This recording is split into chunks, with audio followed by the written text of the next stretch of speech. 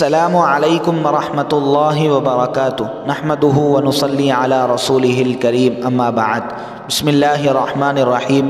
پہلی نصیحت، ضرورت کے موافق دین کا علم حاصل کرنا، خواہ کتاب پڑھ کر ہو یا عالموں سے پوچھ کر۔ علم دین حاصل کرنے کو نمبر 1 پر اس لیے رکھا ہے کہ علم کے ذریعے ہی عمل کی صحیح صورت اور ہر کام کا پسندیدہ طریقہ معلوم ہوتا ہے۔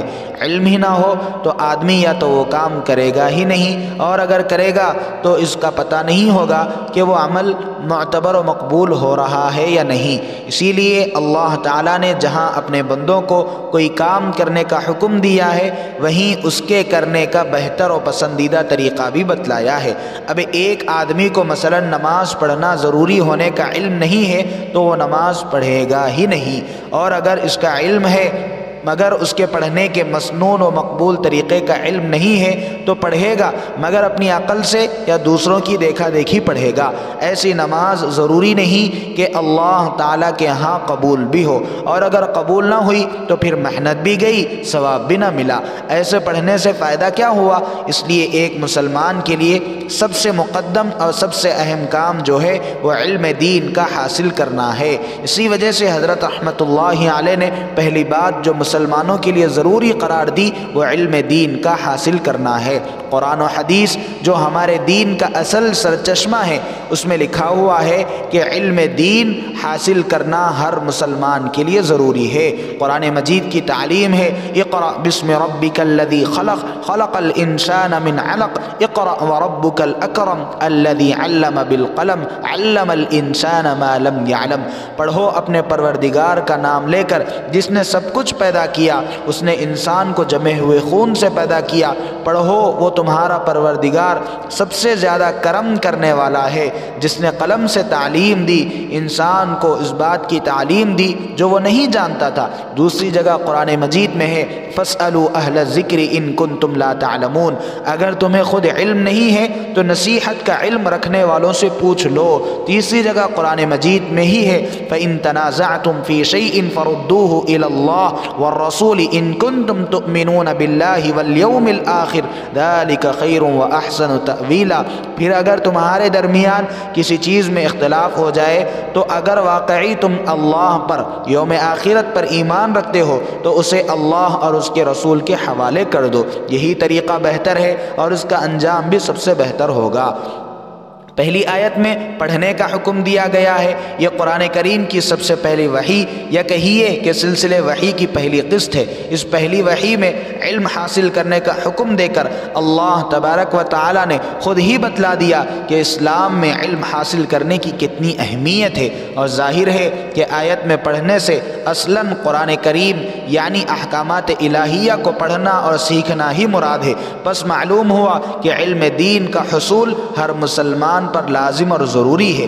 دوسری آیت میں یہ بتلایا گیا کہ علم حاصل کرنے کا طریقہ سوال ہے، اس لیے کہ علم خود سے حاصل نہیں ہو جاتا، بذریعہ مطالعہ بھی اگرچہ علم حاصل ہو جاتا ہے مگر اس کا معتبر اتھینٹک ہونا یعنی غیر یقینی ہے۔ اس کے برخلاف جو علم استاد سے اور عالم سے حاصل ہو وہ اطمینان بخش اور معتبر یعنی اتھینٹک علم ہوتا ہے۔ اس لیے فرمایا کہ اگر تمہیں نہیں معلوم ہے تو علماء سے معلوم کر لو، یہی علم حاصل کرنے کا سب سے اچھا اور آسان طریقہ ہے۔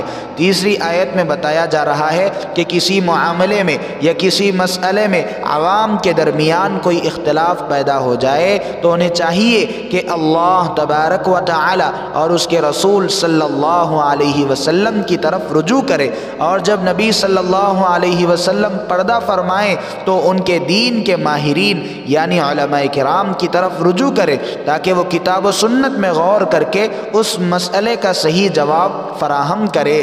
اس آیت سے بھی معلوم ہوا کہ ہر عمل سے پہلے علم ہے، اور علم بھی معتبر لوگوں سے یعنی ایسے علماء کے ذریعے سے حاصل کرنا چاہیے جو کتاب و سنت کے ماہر ہو۔ ان تینوں آیتوں کے علاوہ اور بھی بہت سی آیات علم دین کی اہمیت و ضرورت پر روشنی ڈالتی ہے۔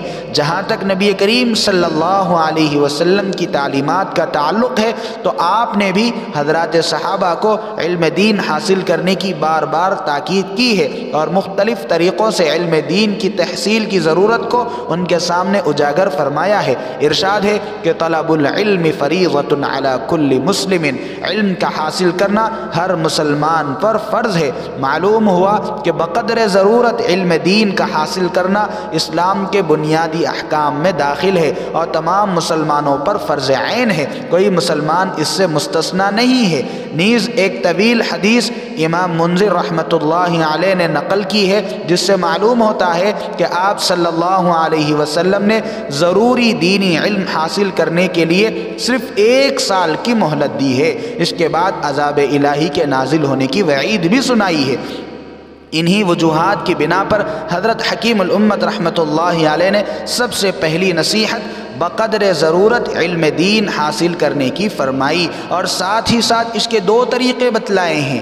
پہلا طریقہ خواہ کتاب پڑھ کر ہو یعنی باقاعدہ طور پر، دوسرا طریقہ عالموں سے پوچھ کر یعنی زبانی طور پر۔ مطلب یہ ہے کہ جن کی عمر اور فرصت میں ان کو گنجائش ہے باقاعدہ طور پر اساتذہ کے ذریعے تعلیمی نصاب کو پورا پڑھے، اور جن کی عمر و فرصت میں گنجائش نہیں ہے وہ علماء سے تعلق رکھیں، جب موقع ملے تھوڑا تھوڑا علم حاصل کرتے رہیں، اور جب ضرورت پیش آ جائے کوئی مسائل معلوم کرنا ہو تو ان سے معلوم کر لے۔ اللہ تبارک و تعالی ہم سب کو شریعت کا صحیح علم حاصل کرنے کی توفیق عطا فرمائیں۔